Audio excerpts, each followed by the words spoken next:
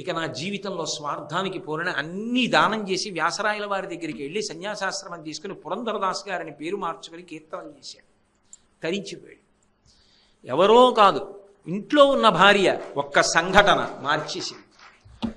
పోయిందంతే మాత్సర్యమంతా, స్వార్థమంతా పోయిందంతే.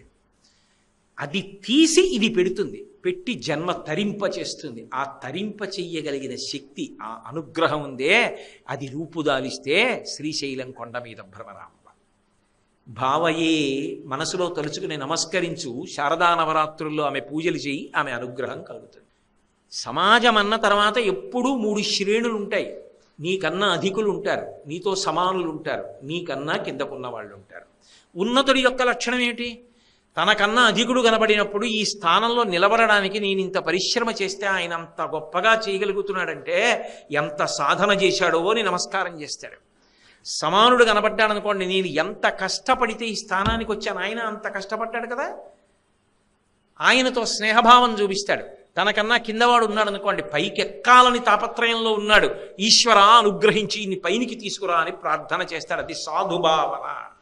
అది లేదనుకోండి, కిందవాడిని చూస్తే నిరసన, బే నా సబార్డినేట్ అండి అంటాడు.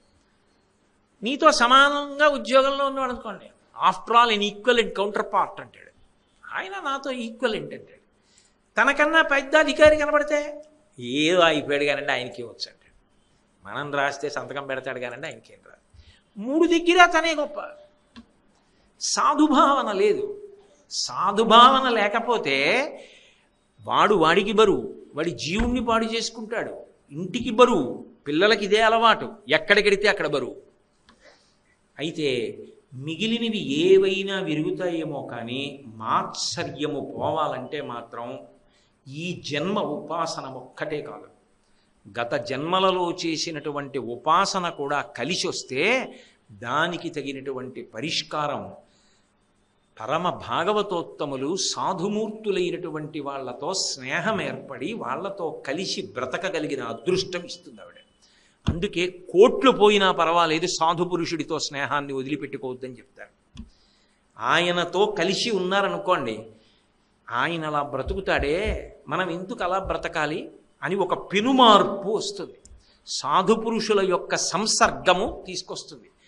ఆ ఆలోచన ఏర్పడితే అన్నిటిలో కనపడుతుంది. ఒక ఆయన కృతజ్ఞుడిగా ఉండేవాడు, చేసిన ఉపకారం మరిచిపోతూ ఉండేవాడు. అమ్మవారి అనుగ్రహం కలిగింది, ఆయనకి చూడడం వచ్చింది. ఆయన కొబ్బరి చెట్టు దగ్గర నిలబడ్డాడు. ఎవరో కొబ్బరి బొండాలు దింపుతున్నారు. దేనికన్నాడు, కడుపులో మంటగా ఉంది తాగుతారు. ఇంకొక ఆయన తాగుతాడు, దాహం వేస్తోంది తాగుతున్నాడు. పసిపిల్లాడికి పడుతున్నారు, అనారోగ్యంగా ఉన్నవాడికి పడుతున్నారు. ఇంతమంది కొబ్బరి నీళ్ళు తాగుతుంటే ఆయన అన్నాడు, అన్ని మొక్కలకి నీళ్లు పోసి పెంచుతాం కానండి, ఈ కొబ్బరి మొక్కకి చిన్నప్పుడు ఒక్క చెంబుడు నీళ్లు పోసి పెంచితే నీళ్లు లేకపోతే తాను పెరగలేకపోయానన్న విషయాన్ని జ్ఞాపకం పెట్టుకుని తరువాతి కాలంలో భూమిలోంచి నీరు లాగి నెత్తి మీద పెట్టుకుని బొండంలో దాచి 10 మందికి ఉపకారం చేస్తోంది. కృతజ్ఞత అంటే కొబ్బరి చెట్టును చూసి నేర్చుకున్నానన్నాడు.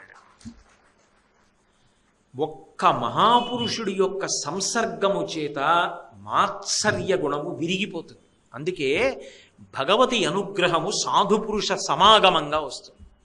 మహాత్ములతోటి సహవాసం ఏర్పడుతుంది. అది కూడా మళ్ళీ 2 స్థాయిలు. మనం ఆయన్ని పరిశీలించడం, ఆయనకి మనం ఎవరో తెలియదు కానీ ఆయన అంటే మనకి గౌరవం. ఆయన జీవితాన్ని గమనించో, ఆయన చెప్పిన మాటలు వినో, ఆయన వ్రాసిన పుస్తకాలు చదువుకునో జీవితాన్ని ఒబ్బిడి చేసుకుంటాం. అంతకన్నా అదృష్టం ఏమిటో తెలుసా? పేరు పెట్టి ఆయన పిలిచాడు అనుకోండి. పేరు పెట్టి పిలిచాడంటే ఆయన మనసులో స్థానం వచ్చింది, గుర్తుపెట్టుకున్నాడు. అంతకన్నా అదృష్టం ఏదో బంధుత్వంతో పిలిచాడు.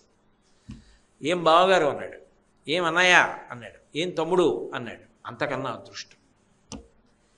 ఆ సాధు సమాగమాన్ని మాత్రం పోగొట్టుకోకు. అది మాత్సర్యాన్ని విరగొట్టేస్తుంది.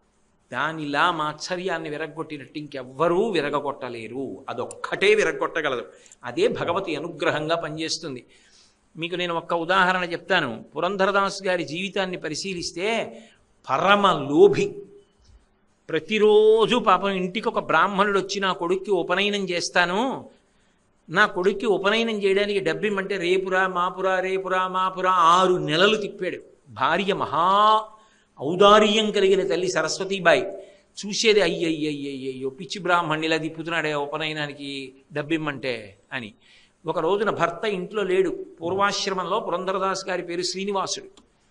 ఆ బ్రాహ్మణుడు వచ్చాడు, అయ్యా మా ఆయన ఇవ్వడు, నువ్వు అనవసరంగా తిరుగుతున్నావు, నేను నా ముక్కు పుడకిస్తాను, ఇది అమ్మి నీ కొడుకు ఉపనయనం చేసుకో, ఇక రాకు మా ఇంటికి, మా ఆయన అలా తిప్పుతుంటే నాకు బాధగా ఉంది, ఆయనకి పాపం నీకు బాధ, కాబట్టి ముక్కు పుడక పట్టుకుపోని ముక్క పుడకిచ్చింది. ఆ వెర్రి బ్రాహ్మడి ఇంటికి పట్టుకెళ్ళి కొడుక్కిచ్చి పట్టుకెళ్ళి అమ్మి డబ్బు పట్టరాడు.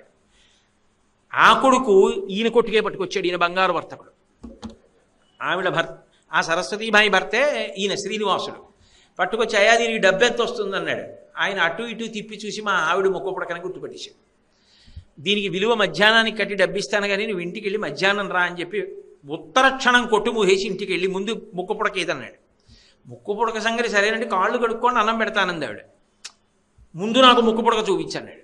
ఆవిడకి అర్థమైంది, ఈ వెర్రి బ్రాహ్మణుడు ఏదో పట్టుకెళ్ళి చూపించేశాడు, అమ్మేశాడు, ఇక్కడే ఇంటికి వచ్చేసాడు, అందుకే ముక్కు పుడక తెమ్మని చంపేస్తాడు నిష్కారణంగా. ముక్కు పుడక పోతే తట్టుకుంటాడా, తనన్నా పడిపోతాడు.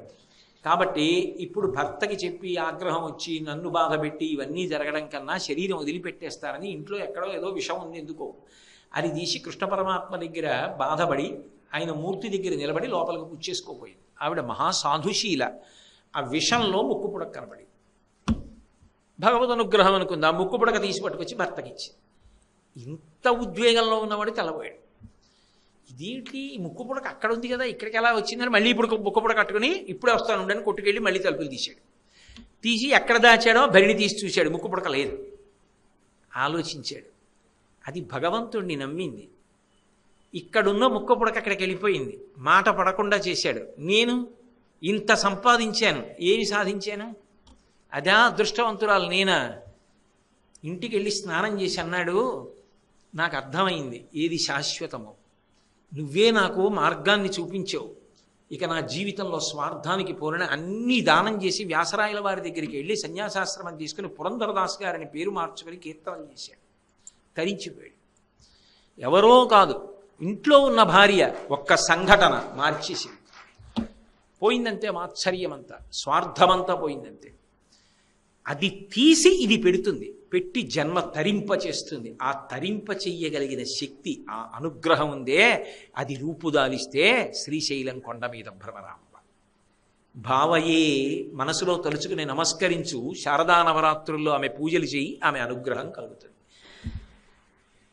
అంత గొప్ప తల్లి.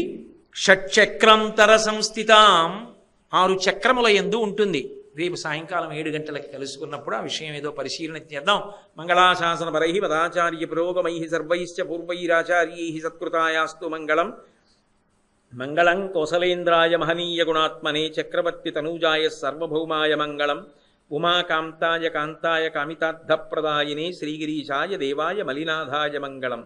సర్వం శ్రీ ఉమామహేశ్వర పరబ్రహ్మార్పణమస్తు. స్వస్తి.